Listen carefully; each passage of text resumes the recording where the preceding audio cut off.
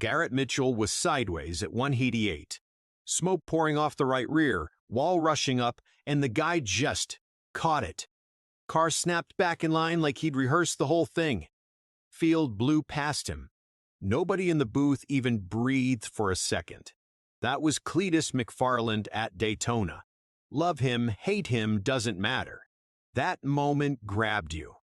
Because there's been this slow-burning argument about him for a while now. Does he belong out there? Is he a real racer, or just a famous face filling a seat?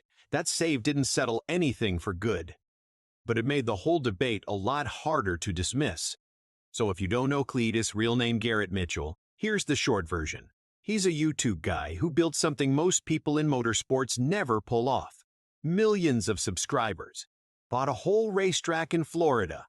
Runs these massive events, Freedom 500 and all that, packing in crowds that rival some actual NASCAR weekends. He came up through drag racing, got hooked on ovals, and started putting in serious laps on his own dime. Real crashes. Real repair bills, real learning curve. But in the eyes of the old guard NASCAR crowd, none of that translated. He was the internet kid, the influencer. And that label is tough to shake in a sport that takes 50 years to respect somebody. You gotta understand the culture to get why people pushed back so hard. NASCAR has a ladder. Late models, ARCA, trucks, Xfinity, you climb it rung by rung, and you earn every bit of credibility along the way. When somebody skips steps, especially somebody who got famous making YouTube videos, it hits a nerve. The pushback was steady, not always in your face, but always there. Comment sections, racing podcasts. One retired crew chief went on the record calling it an accident waiting to happen. That quote stuck to Cleetus like glue, and for a while, his results didn't give him much ammunition to fire back with. His first few outings were rough, off the pace, sloppy on restarts. He got loose in traffic a couple times, and you could hear the frustration from other drivers on the scanner. Nobody doubted his nerve. Takes real courage to go wheel to wheel at superspeedway speeds, but courage and competence aren't the same thing, and the gap was showing. Worse, everything he did was under a microscope. Every wiggle, every blown corner, every moment of hesitation got screen-grabbed and roasted. He wasn't just trying to learn stock car racing, he was trying to learn it with 1 million people grading every single lap. Then came Daytona. And the setting matters here. This isn't some Tuesday night local track deal. This is a superspeedway. 1-on-1 9+ in the draft, the kind of place where a tiny mistake turns into a 15-car pileup before you can blink.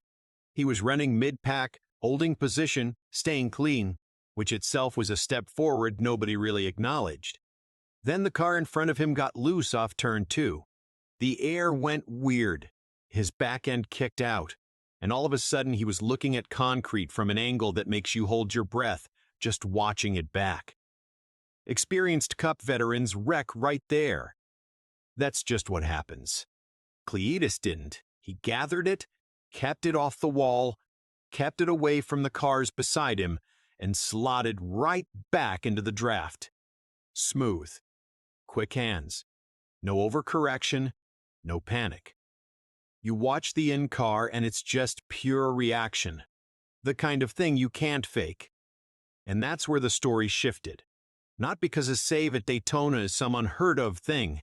Guys make incredible saves every season. But because everybody watching already had their minds made up about this driver. Half the audience was waiting to see the wreck.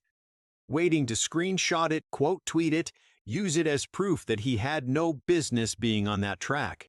What they got instead was a moment that looked like real, earned improvement. Quiet progress. The kind you get from grinding laps when there's no camera crew around. All those hours nobody posted about. They showed up right there in about 2.5 seconds of car control that most casual fans couldn't even fully appreciate. The internet did what the internet does, split clean in half. One side finally giving him some credit. Okay, that was legit, I'll admit it. The other side unmoved. Cool save, still slow, call me when he's competitive. And the weird part is, neither side is wrong. he's better than the critics predicted he'd be. He's not as far along as his fans wish he was. He exists in this strange middle space where every single race he enters carries the weight of an ongoing argument that's way bigger than one driver.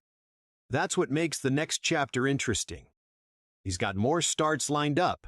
He's got backing. He's got a fan base that shows up louder than drivers running 20 spots ahead of him. And now he's got receipts. One undeniable moment where his skill matched the speed and he walked away from something that should have ended his day. The real question now isn't whether Cleetus McFarland can hang. It's whether he can keep building on this. Can he string together clean races? Start gaining positions instead of just surviving? Or does Daytona end up being the high watermark people look back on? Nobody knows yet. That's the honest answer. But his next race is appointment viewing now, and not just for his subscribers. The NASCAR world is paying attention whether they want to admit it or not. And for a guy who half the garage wanted to see fail, that might be the biggest win of all.